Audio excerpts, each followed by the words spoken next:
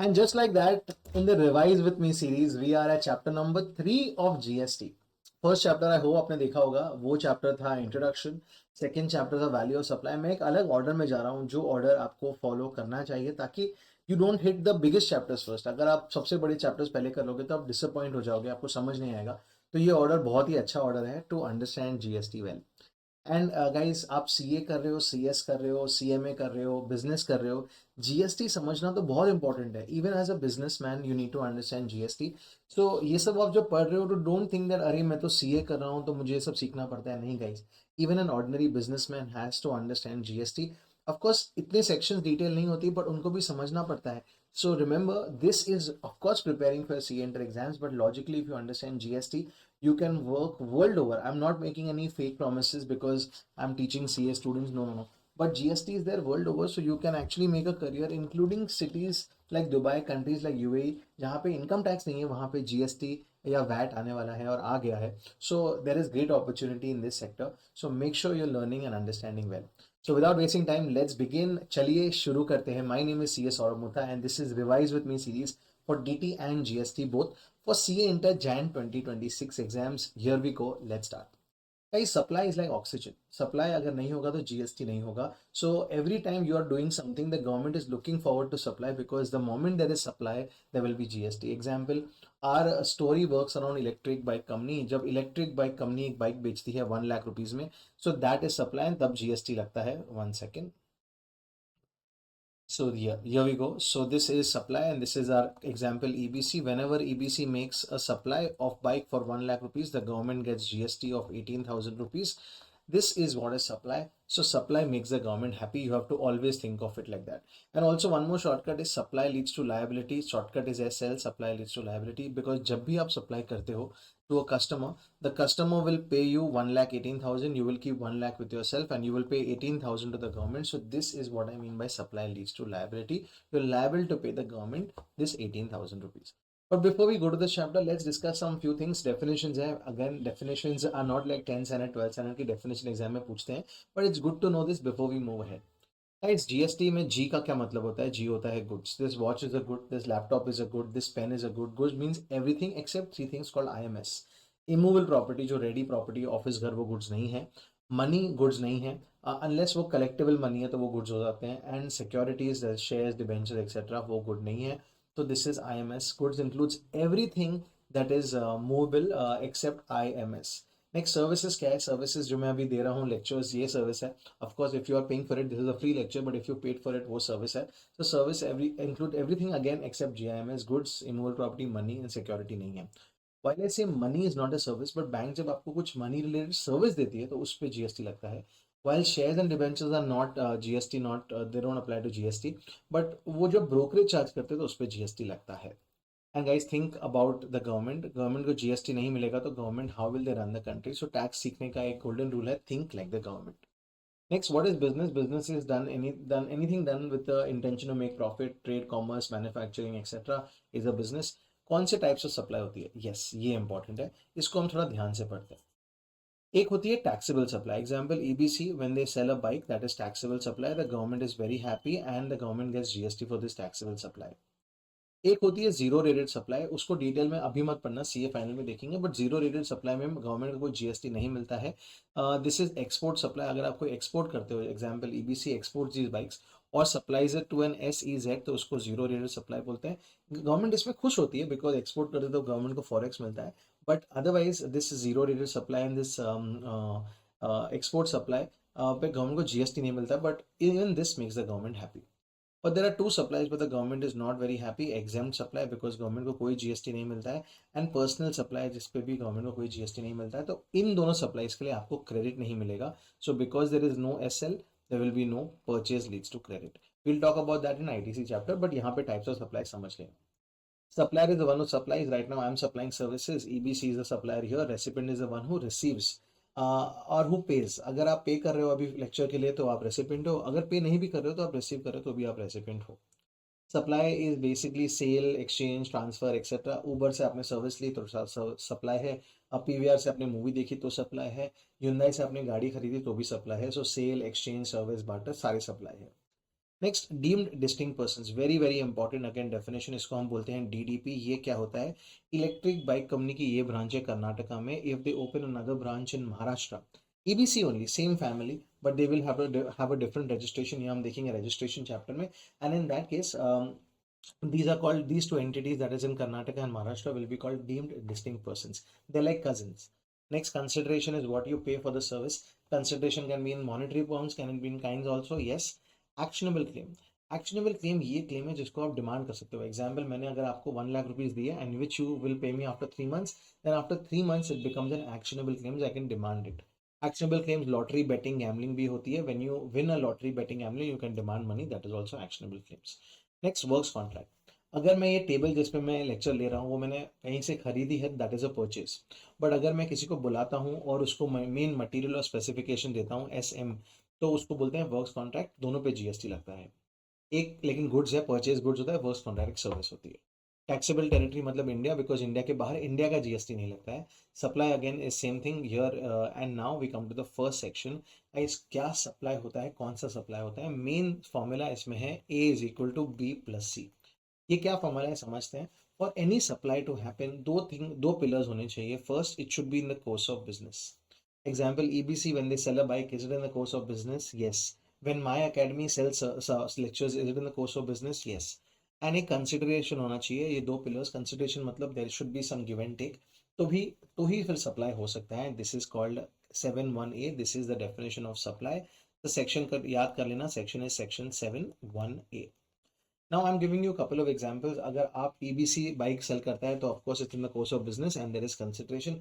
But अगर आप आपकी सेकेंड हैंड बाइक OLX पे सेल करते हो तो it is not in the course of your business. Consideration है बट बिजनेस नहीं है, तो वो सप्लाई नहीं होगा, उस पर गवर्नमेंट को GST नहीं मिलेगा। सो ये है लिस्ट ऑफ एग्जाम्पल्स, यहाँ पर आप पढ़ सकते हो। A couple of things we should talk about. अगर आप कोई आर्ट वर्क भेज रहे हो एग्जीबिशन में, एग्जाम्पल मैं पेंटर हूँ, मैंने एग्जीबिशन में पेंटिंग भेजी, क्या वो सप्लाई है? नहीं, बिकॉज अभी तक कंसिडरेशन मिला नहीं है। In the course of business है, but whenever the art work is sold finally from the exhibition, तब सप्लाई होता है। ये पॉइंट एक ध्यान में रख लेना। Next, donation. मैं तिरुपति ट्रस्ट में जाता हूँ और वहाँ पे 1 लाख रुपीज डोनेट करता हूँ because something good is happened in my life. Is that consideration? Is that supply? No, because there is no quid pro quo, मुझे वो उस रिलेशन में कुछ मिला नहीं है, तो कंसिडरेशन नहीं है। और कंसिडरेशन अगर नहीं है, एक भी पिलर नहीं है, तो वो सप्लाई नहीं हो सकती। नेक्स्ट, नो क्लेम बोनस भी सप्लाई नहीं है। एग्जाम्पल, आपने इंश्योरेंस पॉलिसी ली, प्रीमियम है 6,000 रुपये का, उन्होंने नो क्लेम बोनस 1,000 दे दिया, क्या ये सप्लाई है? ऑफकोर्स नहीं, तो डिस्काउंट है। ये सब सप्लाई के बारे में था, सेक्शन 7(1)(a को याद रख लेना। अगर सप्लाई तो है बट सप्लाई गुड्स की है, सर्विस की है। एग्जाम्पल, आप एक कार खरीदने जाते हो तो गुड्स है, आप एक कार रेंट पे लेते हो तो सर्विस है। तो ये क्या है, गुड्स या सर्विस, कैसे मालूम पड़ता है? उसके लिए एक सेक्शन है, सेक्शन 7(1)(a, और एक शेड्यूल है, शेड्यूल 2। इसको आप याद रखोगे ऐसे कि टू मतलब या फिर गुड्स या फिर सर्विस, दोनों में से between the two what is it, schedule 2 tells it. Very very simple guys, ये कोई सिखाने की चीज नहीं है, आपको मालूम है। बट अगर टाइटल ट्रांसफर होता है, basically if the title gets transferred today और in the future, example buying a car, title will transfer to you either today और after EMIs are paid, then in that case it is supply of goods. पर अगर title transfer नहीं हो रहा है तो it is called supply of service. But there are some things which will always be service, like restaurant will always be considered a service, even तो आपको वो खाना दे रहे हैं बट उसको गुड्स नहीं कंसिडर करेंगे, सर्विस कंसिडर करेंगे। टेनेंसी राइट, जिसके बारे में आगे बात करेंगे, एंड वर्क्स कॉन्ट्रैक्ट को भी सर्विस माना गया है। बिल्डिंग, अगर बिल्डिंग बन चुकी है, आपको OC ऑक्यूपेशन सर्टिफिकेट मिल चुका है, तो उसके बाद वो इमूवेबल प्रॉपर्टी होती है, उस पर GST नहीं लगता है। बट अगर अंडर कंस्ट्रक्शन आप बिल्डिंग लेते हो, जैसे कोई बिल्डिंग बन रही है उसमें आपने फ्लैट लिया है, तो उस पर GST लगेगा, because you are buying construction services. Next आते हैं, नेक्स्ट कॉन्सेप्ट। तो हमने दो कॉन्सेप्ट खत्म कर लिए हैं, 7(1)(a which is definition of supply, and schedule 2 उसके लिंक था, which is basically between goods और services. Now let's go to the next one which is 7(1)(b, बाहर से सर्विसेज। इसके लिए मैं एक एग्जांपल देना चाहता हूँ। मैं हूँ इलेक्ट्रिक बाइक कंपनी, मुझे अपना ऑफिस रेनोवेट करना है। मैं अगर कोई इंडियन आर्किटेक्ट के पास जाता हूँ तो वो मुझे चार्ज करेगा 10 lakh rupees plus GST। But अगर मैं वही एक कोई सिंगापुर बेस्ड आर्किटेक्ट के पास चला जाता हूँ, so he will charge me 10 lakh but he will not charge me GST, तो मैं GST बचा सकता हूँ। but the government is not very happy with this, so they have made a rule that आप बाहर से सर्विस ले रहे हो, so section will be section 7(1)(b, shortcut is बाहर से services। In this case, whether it's for business purpose or not for business purpose, that means you're renovating your shop or you're renovating a house, doesn't matter, as long as there is a consideration that is being paid। so shortcut है 7(1)(b में, B है या नहीं है doesn't matter, but as long as you're paying something for बाहर से services, not बाहर से goods, then it will be subject to GST, supply होगा। बाहर से गुड्स देखेंगे सीए फाइनल में। लास्ट गाइस, अगर कोई चीज फ्री में आ रही है तो उसको सप्लाई नहीं बोला जाएगा। Example, if I am giving this lecture out to you for free, is there supply? No, because consideration तो होना चाहिए, आप कुछ पैसा नहीं दे रहे हो इस लेक्चर के लिए। सो 7(1)(c) कब अप्लाई होता है? The government says that listen, 7(1)(c) में आपका सी ही नहीं है, कंसिडरेशन ही नहीं है, बट अगर आप कुछ चीज आप फ्री में सप्लाई कर रहे हो विदाउट एनी कंसिडरेशन, तो आप सेक्शन 7(1)(c) में आओगे। 7(1)(c) में you don't require any C, but it should be in the course of business first. And government ने बोला है कि ये फ्री सप्लाई है, इसमें आपको कुछ पैसा नहीं मिलेगा, फिर भी 4 केसेस में गवर्नमेंट इस पर टैक्स लगा देती है। वो 4 केसेस है स्केड्यूल 1 में। कैसे याद रखोगे स्केड्यूल 1? बिकॉज आपने इस सप्लाई के लिए 1 रुपया भी नहीं लिया। Schedule 1 says you not even taken 1 rupee. And ये वो 4 केसेस कौन से हैं? Related, agent, imported, BA. ये 4 केसेस है जिसमें आपकी सप्लाई फ्री हो रही है, फिर भी government says listen, I want GST on this. What is this? When you are supplying anything free of cost to a related person और अ डीडीपी। रिलेटेड पर्सन आप जानते हो, अ फैमिली कैन कोप 25%, ये हमने last chapter में देखा हुआ है। एंड डीडीपी को अगर आप कोई फ्री सप्लाई कर रहे हो, एग्जाम्पल कोई स्टॉक ट्रांसफर हो रहा है फ्री में, तो भी गवर्नमेंट बोलती है उस पर जीएसटी लगेगा। कौन से वैल्यू पे? सीए फाइनल में देखेंगे। Next, if you transfer something free of cost to an agent, तो भी जीएसटी लगेगा। नेक्स्ट, अगर कोई इंपोर्ट आप कर रहे हो service, sir import of service तो हो गया 7(1)(b) में, यस। यहाँ पे इंपोर्ट कर रहे हो बट इसमें कंसिडरेशन नहीं ले रहे हो। एग्जाम्पल, आप बाहर से कोई सर्विस ले रहे हो, वो जो आर्किटेक्ट था सिंगापुर से, वो आपको सर्विस दे रहा था but free of cost. So then you will look at section 7(1)(c), और उसमें बोला गया है कि इफ यू आर इम्पोर्टिंग बाहर से services free of cost, then look at 7(1)(c। उसमें 2 कंडीशन है। First, this importation of services has to be in relation to business, क्या आप बिजनेस के लिए ले रहे हो ये। And second, it should be from related person, the shortcut is PR. Let me simplify. अगर आप इंपोर्ट कर रहे हो तो आप 2 सेक्शन में जा सकते हो, 7(1)(b) में भी, 7(1)(c) में भी। 7(1)(b) में कब जाओगे? जब बाहर से सर्विस में आप पे कर रहे हो कुछ, तो 7(1)(b) में जाओगे। बट बाहर से सर्विस ले रहे हो और कुछ पे नहीं कर रहे हो, तो 7(1)(c) में जाओगे। So this is how you differentiate. And once you come to 7(1)(c), it has to be 2 conditions. First, it should be in the course of business, अगर पर्सनल पर्पज के लिए तो जीएसटी नहीं लगेगा। And second, it should be from a related person, आपको definition मालूम है already related person की। एंड लास्ट, बी ए मतलब बिजनेस एसेट। एग्जाम्पल, मैंने अपने ऑफिस में एक एसी लगाया, उस पर गवर्नमेंट ने मुझे क्रेडिट दिया बिकॉज ये मेरे बिजनेस परचेज है, government gives you credit, you should know this from a chapter called ITC. But now the government is saying listen, you have to use this AC for business purpose. मैंने वो AC निकाल दिया, business asset बोलते हैं उस AC को, and मैंने अपने घर पे लगा दिया, तो it's a permanent disposal on which I have taken credit, PC. Permanent disposal कर लिया है मैंने, और उस पर मैंने क्रेडिट ले लिया था, तो गवर्नमेंट बोलती है नाउ इस पे, इस सप्लाई पे जो अपने घर ले चले गए, उस सप्लाई पे मुझे जीएसटी चाहिए। सिंपल बात है कि government gave me credit because I was supposed to use for business purpose, now I am taking it home, so the government wants the GST back. So ये 4 केसेस है। एक और एजेंट का नाम बताया यहाँ पे, del credere agent. It's just like phone में नए नए फीचर्स होते हैं, एजेंट में भी फीचर होता है। जनरली जीएसटी में एजेंट कौन होता है? Let me explain. I am electric bike company EBC, I sell bikes in the state of Karnataka, but I also want to sell it in Chennai. Can I have an agent in Chennai? Yes. Agent in GST basically means someone who issues his own invoice in a layman terms. And इसमें del credere agent कौन होता है? जो आपको assurance देता है कि मैं जो चीज़ बेचूंगा उसका आपको पैसा निकाल के दूंगा, उसको बोलते हैं del credere agent. Demand credit agent मतलब वो पैसा ला के देगा आपको क्रेडिटर से, उसको भी एजेंट बोलते हैं। उसको भी अगर आपने फ्री सप्लाई की तो जीएसटी लगेगा। नेक्स्ट, गवर्नमेंट बोलती है एक स्केड्यूल है, स्केड्यूल 3, जिसमें गवर्नमेंट बोलती है ना ये गुड्स है ना ये जी सर्विसेज है, इस पर जीएसटी नहीं लगेगा, हमको नहीं चाहिए इस पर जीएसटी। इसको बोलते हैं नेगेटिव लिस्ट। तो ये नेगेटिव लिस्ट क्या है, उसका शॉर्टकट यहाँ पर है, employ partner director. Employ partner director, they moved a government constitutional court for license of AC burial of MPs. एकदम रैंडम शॉर्टकट है, but this will help you understand the entire schedule 3 by heart it. So employ को मिलती है salary, partner को भी partnership form से मिलती है सैलरी, डायरेक्टर को भी मिलती है सैलरी। इस सैलरी पे कभी भी जीएसटी नहीं लगेगा बिकॉज ये स्केड्यूल 3 में है। नेक्स्ट, गवर्नमेंट पोजीशंस और गवर्नमेंट के जो लोग होते हैं, एग्जाम्पल प्राइम मिनिस्टर एक्सेट्रा, उनको भी मिलती है सैलरी, उस पर भी जीएसटी नहीं लगेगा। Next, MPs MLAs member of panchayat को भी मिलती है salary. So in nutshell salary पे कभी जीएसटी नहीं लगेगा। कोई आपका फ्रेंड कजन नहीं बोलता है कि मेरा पैकेज लग गया है 12 लाख प्लस जीएसटी, कभी नहीं होता। नेक्स्ट, कोर्ट फीस पे आप अगर कोर्ट में केस फाइल करते हो तो उस पर कोर्ट फीस पे जीएसटी नहीं लगता है। लाइसेंस, ये ड्राइविंग लाइसेंस नहीं है, ये अल्कोहल का लाइसेंस है, उस पर कभी जीएसटी लगता है। You know remember GST is जेन। एक्शनेबल क्लेम्स पे जीएसटी नहीं लगता, बट लॉटरी बेटिंग गैम्बलिंग वो एक्सेप्शन है। मतलब अगर मैं किसी से पैसा डिमांड कर रहा हूँ तो उस पर जीएसटी नहीं लगता, बट अगर वो लॉटरी बेटिंग गैम्बलिंग है तो उस पर जीएसटी लगता है। बरियल सर्विसेज पे, एम्बुलेंस सर्विसेज पे जीएसटी नहीं लगता। Constitutional position like supreme court जज, उनके सैलरी पे जीएसटी नहीं लगता। एंड अगर कोई प्लेन मूवमेंट हो रहा है, एग्जाम्पल मेरी गाड़ी में यहाँ से ड्राइव करके लेके जा रहा हूँ बैंगलोर से मुंबई, वो ड्राइव पे वो मूवमेंट ऑफ द कार पे जीएसटी नहीं लगता। Guys don't get me wrong, sale of car पे जीएसटी होता है, पर अगर ऐसे मूवमेंट हो रही है, कुछ प्लेन की, कुछ ट्रेन की, कुछ बस की, कुछ कार की, तो उस मूवमेंट पे जीएसटी नहीं लगता। इसको बोलते हैं schedule 3। You can by heart it with this shortcut. We move ahead to the next concept. अगर मैं ये पेन खरीद रहा हूँ तो ये गुड्स है, उस पर 12% जीएसटी लगता है। अगर मैं ये मोबाइल खरीद रहा हूँ तो भी ये गुड्स है, उस पर 18% जीएसटी लगता है। बट कभी कभी ऐसा होता है कि आप एक चीज़ नहीं खरीदते हो, कि आप बंडल खरीद रहे हो। एग्जाम्पल प्लेन टिकट, उसके साथ snacks free, hotel room booking, उसके साथ ब्रेकफास्ट फ्री। तो इन चीज़ों में जब दो चीज़ें सप्लाई होती है और एक प्राइस होता है, shortcut is M1, multiple things and one price, तो आप देखोगे कॉम्पोजिट और मिक्स सप्लाई के कॉन्सेप्ट को। सेक्शन 8 है। सेक्शन 8 बोलता है नो प्रॉब्लम को चेक करना पड़ेगा। ये जो दो चीज़ अब सप्लाई हो रही है, क्या वो कॉम्पोजिट, क्या सॉरी, क्या वो नेचुरली बंडल्ड है? पहले देखते हैं। लेट्स से एयरप्लेन एंड स्नैक्स, क्या वो नेचुरली बंडल्ड है? क्या आपको एयरप्लेन में स्नैक्स मिलना चाहिए? यस, नेचुरली बंडल्ड है। एंड नो प्रॉब्लम पी, मतलब इसमें प्रिंसिपल सप्लाई क्या है?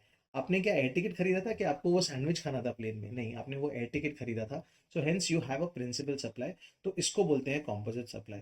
कॉम्पोजिट सप्लाई मतलब there should be naturally bundled and there should be a principal supply. Then इस पे जो प्रिंसिपल सप्लाई का जीएसटी रेट है, एग्जाम्पल एयर टिकट पे जो जीएसटी रेट लगता है वो लगेगा। एक और एग्जाम्पल लेते हैं। Let's say you buy mobile phone and charger, क्या नेचुरली बंडल्ड है? यस। तो इस पे चार्जर का जीएसटी लगेगा, मोबाइल फोन का because that is a principal supply. Now mix supply क्या होता है? एग्जाम्पल अगर मैं वॉच लेता हूँ और शूज दोनों एक पैकेज में लेता हूँ, then that is mix supply, because इसमें कोई भी नेचुरली बंडल नहीं है। एंड इसमें प्रिंसिपल सप्लाई क्या है, वॉच या शूज, कुछ पता नहीं है, तो उसको बोलते हैं मिक्स सप्लाई। एंड इसमें गवर्नमेंट ने बोला है दोनों में से जो प्रोडक्ट का कॉम्बिनेशन है उसमें जो भी हाईएस्ट रेट है वो लगेगा आपको, that is almost like a punishment, mix supply. तो मिक्स सप्लाई है, कॉम्पोजिट सप्लाई है। एक दो चीज़ों को ध्यान रखना। अगर लेट्स से आप टूथब्रश ले रहे हो, टूथपेस्ट फ्री है, तो इसमें आधे naturally bundled, okay naturally bundled है। बट प्रिंसिपल सप्लाई कौन सी है, टूथब्रश या टूथपेस्ट, नहीं मालूम, तो इसको भी मिक्स सप्लाई बोलना। तो दोनों कॉन्सेप्ट होने चाहिए, नेचुरली बंडल भी होना चाहिए, and you should know which is the principal supply. फिर इसमें टूथब्रश टूथपेस्ट हो गया। लेट्स से आपने दो फ्लोर एक साथ रेंट किया है, एक रेंट किया है रेसिडेंशियल पर्पस के लिए, एक कमर्शियल पर्पस के लिए, तो आधी naturally bundle no, and principal supply कौन सी है नहीं मालूम, तो हायर रेट लगेगी। सो ये सब था कॉम्बिनेशन सेक्शन 8 का। नाउ लेट्स सी और कुछ है क्या। यस गाइस, आपने पढ़ा था सेक्शन 7(1)(c), जहाँ पे कोई कंसिडरेशन नहीं होती है। It should be in the course of business and there are 4 cases related, agent, imported, BA. Now let's say मैं ईवाई में काम करता हूँ और ईवाई से मुझे एक वॉच मिलती है free of cost on my birthday, as a gift 20,000 rupees की। उस पर क्या कोई कंसिडरेशन है? नहीं। तो 7(1)(c) लेट्स से चेक कर सकते हैं। Is in the course of EY's business to keep their employees happy? Yes, consideration नहीं है। And am me employer employ related person है? यस। तो वॉच पे जब ईवाई ने खरीदा तब तो जीएसटी लगेगा, जब ईवाई मुझे देगी वो वॉच तभी वापस जीएसटी लग सकता है। यस। सो हेंस गवर्नमेंट ने क्लैरिफाई किया है यहाँ पर that employer and employee are considered as related persons, however gifts up to 50,000 per annum उस पर जीएसटी नहीं लगेगा। सो ये एक पॉइंट इंपॉर्टेंट है। नेक्स्ट, आप कोई चेक देते हो, उसको डिसऑनर हो जाता है, वो चेक बाउंस होता है, तो उस पर एक पेनल्टी लगती है, वो पेनल्टी पे जीएसटी नहीं लगता।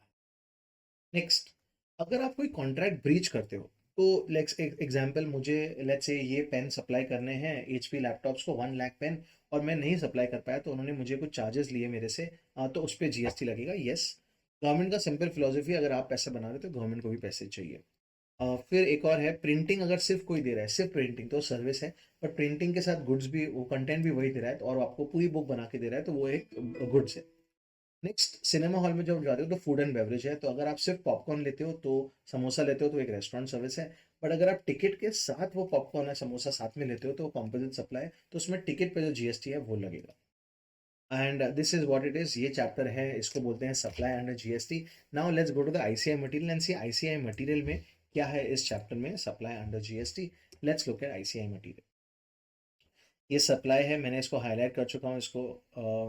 Supply is the hard goods के सर्विस की डेफिनेशन है यहाँ पे, फैमिली की डेफिनेशन है यहाँ पे, कंसिडरेशन, एक्शनेबल क्लेम्स बताया गया है, टैक्सेबल टेरिटरी मतलब इंडिया, ये सारी चीज़ें बताई गई है यहाँ पे। व्हाट इज सेक्शन 7(7)(1)(a) का बारे में बात किया है, उसमें दो चीज़ चाहिए, B+C। It should B for a consideration, it should be in the course of business. ये एक्चुअली इतना इम्पॉर्टेंट नहीं है ये, तो मैं स्ट्रेट अवे थोड़े एग्जाम्पल्स पे जाऊंगा instead of reading. Let's straight away go to the sums and the examples. A shopkeeper sells a pen for 100, क्या सप्लाई है? Yes. मैंने एग्जांपल्स भी हाईलाइट किए हैं जो मुझे लगता है इंपॉर्टेंट है। Let's talk about that. Donations हमने बात की है, आर्ट वर्क बात की है, ये सब चीज़ों के बारे में बात करी है। Bhushan donated blackboard to a sansthan charitable organization. He printed underneath the blackboard good wishes from mister Bhushan. इसमें कोई क्विड प्रो क्यों नहीं है? आप कुछ प्रमोशन नहीं कर रहे हो तो इसको प्योर डोनेशन माना जाएगा और इस पे जीएसटी नहीं लगेगा। एंड अगर आपने ऐसे कुछ Durga Devi donate some money to a temple and late father के नाम का डाल दिया है, सिर्फ नाम डाला है एज अ ग्रेटिट्यूड, तो इसको जीएसटी नहीं माना जाएगा। इस पे इसको सप्लाई नहीं माना जाएगा। एक चीज मैं बताना भूल गया हूँ, by one get one free. Example, आप शॉप में जाते हो, एक शर्ट के ऊपर एक शर्ट फ्री है। एक शर्ट लेना है 1000 रुपए का, दो शर्ट लोगे 2000 होगा, बट आपको एक ही शर्ट का पैसा भरना है। ये आपने स्कीम सुनी होगी ना। What is it supply? Of course, even if you are paying 1000 will it be supply? Yes. But ये क्या मिक्स सप्लाई, क्या composite supply? Let's see. Are they naturally bundled? No. Is there principal supply? No. तो इसमें जो भी highest rate है वो लगेगा, बट अगर दोनों शर्ट्स है तो सेम जीएसटी रेट हो जाएगा। So buy one get one free is always either mixed or composite supply depending on what you are selling. Rishabh buys a car for his personal use and after a year sells it to a car dealer. ये supply नहीं है because it's not in the course of his business. आपने अपने old gold ornaments jeweller को बेचे तो ये भी not in the course of business है। ये आप एग्जांपल्स देख सकते हो, एक बार मैंने हाईलाइट कर चुका हूँ ये।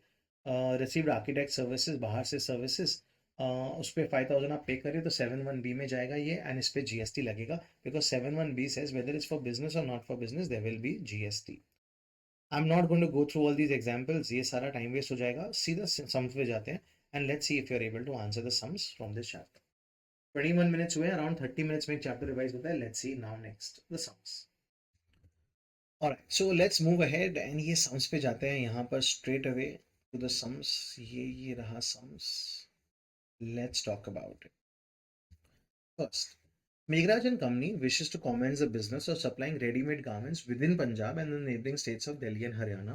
Kindly state as to what is a taxable event under GST. The taxable event under GST is supply, and if you sell in the same state, तो उसको बोलेंगे intra-state supply, CGST and SGST will apply, and to neighboring states, it will be interstate IGST will apply. Damodar Private Limited, registered in Delhi, is planning to transfer some goods to its branch, which is in West Bengal, without any consideration. The moment is without any consideration, section will be 7(1)(c). And are you transferring it to a deemed distinct person? Yes, so this will be considered as supply and इस पे GST लगेगा.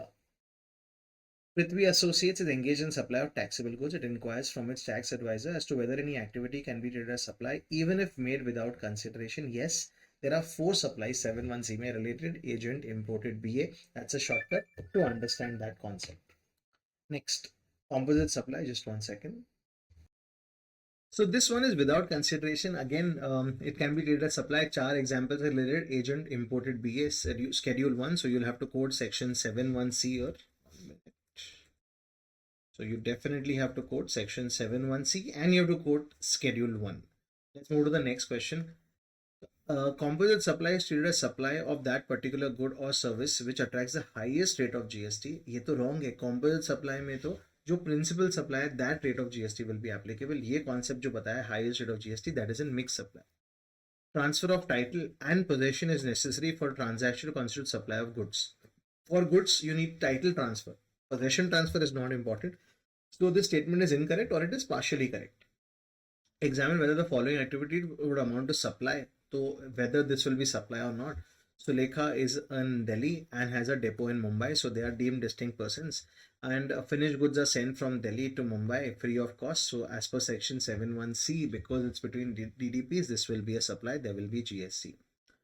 Raman is an architect in Chennai. His brother, who is settled in London, is a well-known lawyer. Raman has taken legal advice free of cost. So again, section 7(1)(c).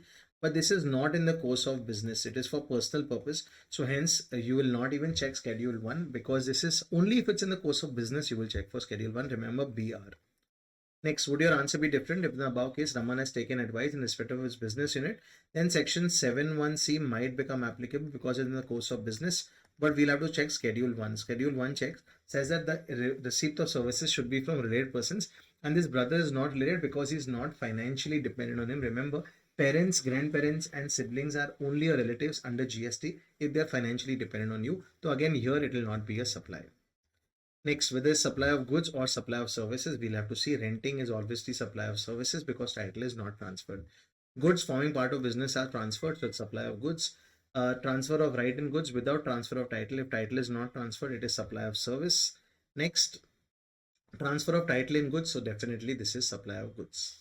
Again, whether it is supply of goods or services, this you can do on your own. Very simple. Next, higher purchase basis will also be goods because ultimately title is transferred in the end. Next one, whether this is supply or not. Very interesting question. Question number 10. Ms. Srinidhi Kaushik received interior decoration services for a residence located in Bandra from Rachel of Sydney for 5,000 Australian dollars. This is section 71B Bahar se services. And as long as you're paying money, doesn't matter whether it's for residence or for office, this one will be subject to GST.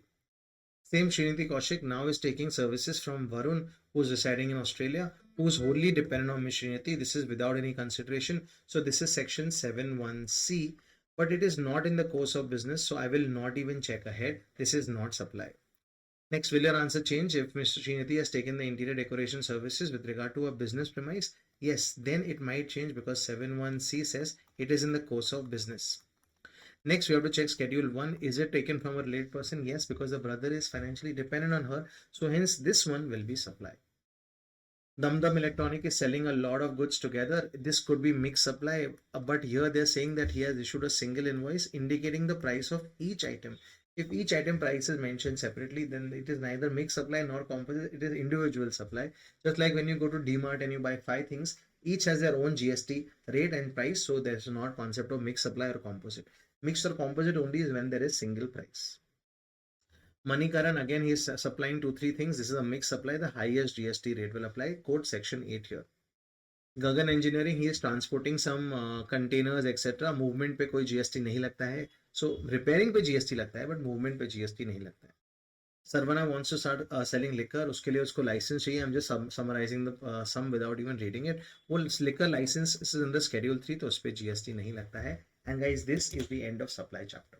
Now, have I gone too fast? Of course, this is a revision video. So, of course, I have gone fast, but don't worry. Watch this video. Your concept is now clear. Work on section 71A, 71B, and 71C. Once you finish that, work on section 8. Then look at my quick book and try and do as many sums as possible and follow the system of facts, law, and conclusion. First the facts, then the law, and then the conclusion. Yes, and over to the next chapter. This is me signing off, waiting to revise the next chapter with you in this series called Revise with Me Jan 26 CA Inter Exams के लिए. Thank you so much. See you soon.